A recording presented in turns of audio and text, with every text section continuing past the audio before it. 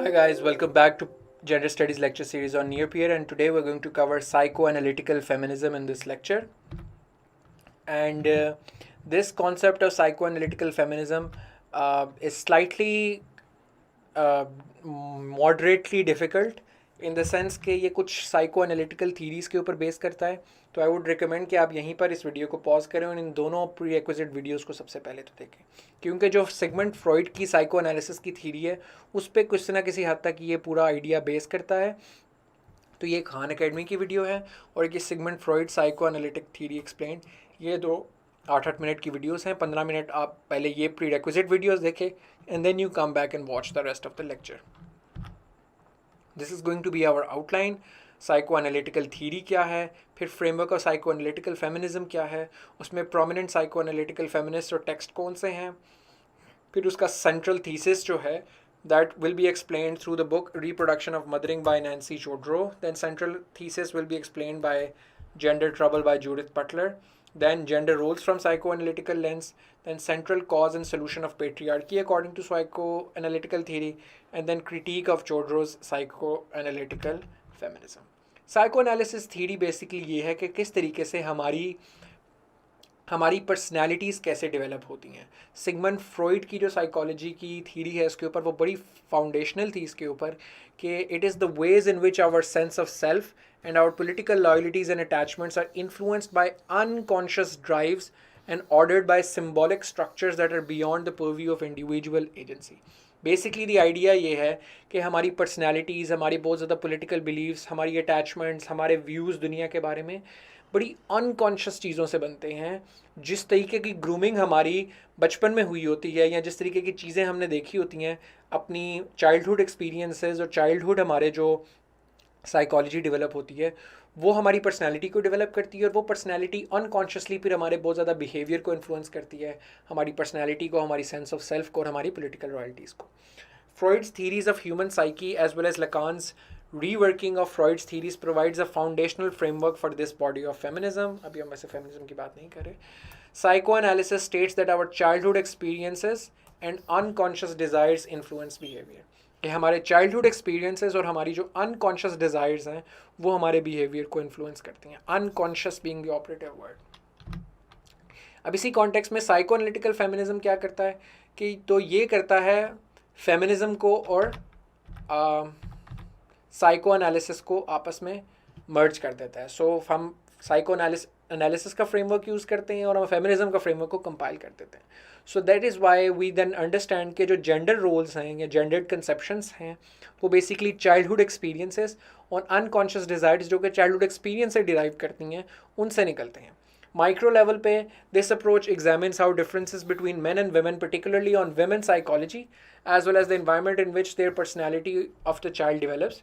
This includes childhood learning and formation, relationship with parents, early sexual traits. It explores the establishment of masculinity and femininity. At macro level, it encompasses examination of masculinity and femininity, emergence of adult sexuality, and continual reinforcement of patriarchy. तो ये इन दोनों चीज़ों को analyse करता है और derive करता है चाइल्डहुड एक्सपीरियंसेस के साथ और पेरेंट्स के साथ जो रिलेशनशिप डेवलप होता है बचपन में उसके साथ.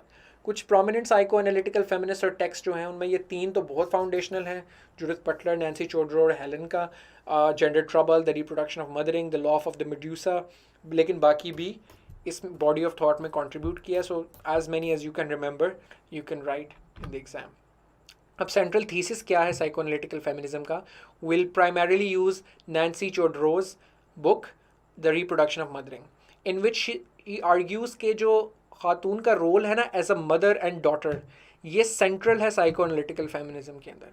सो the role as a mother and the role as a daughter is very central to this whole psychoanalytical feminist thought. जो चोड्रो का आइडिया है it views mothering as a dual structure. ठीक है, where motherhood is partly fixed by childhood experience and the social structure of kinship. कि एक तो आपके childhood experience की वजह से mothers are the way they are. कि जिस तरह वो जो कॉन्सेप्ट है कि चार दीवारी के अंदर खातून रहेगी, एक अच्छी माँ की तरह वो काम नहीं करेगी, वो बच्चों का सिर्फ ख्याल रखेगी, वही ना ट्रेडिशनल जेंडर रोल्स जो हैं. So basically she is arguing कि वो जो मदर के साथ जो ट्रेडिशनल जेंडर रोल है वो एक तो चाइल्डहुड एक्सपीरियंस की वजह से फिक्स होता है, और एक जो सोशल स्ट्रक्चर है किंगशिप के गिर्द उससे फिक्स होता है। अब वो इसके लिए she draws on the works of Karen Horney and Melanie Klein. She notes that child forms its ego, जो फ्रॉइड का कॉन्सेप्ट है ईगो का, अगर आपने वीडियो देखी है तो आपको आइडिया होगा, in reaction to dominating figure of the mother. Chodorow argues that the psyches of men and women are structured differently because of dissimilar childhood experiences. ये जेंडर रोल्स डिफरेंट इसलिए निकलते हैं क्योंकि दोनों की साइकी बड़ी डिफरेंट डेवलप होती है, दोनों की साइकोलॉजी किस तरह डेवलप होती है वो डिफरेंट चाइल्डहुड एक्सपीरियंस की वजह से डिफरेंट एस्टैब्लिश होती है।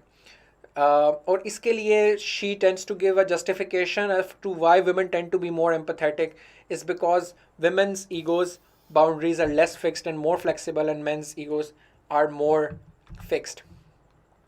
अब वो इसको डेप्थ में स्पेसिफिक्स अगर इसके हम देखें तो जो एक लड़का होता है, एक बच्चा जो होता है, मेल चाइल्ड जो है, वो क्या करता है कि वो एक सेंस ऑफ इंडिपेंडेंट एजेंसी उसके माइंड में बन जाती है, यानी he considers himself as an independent agent.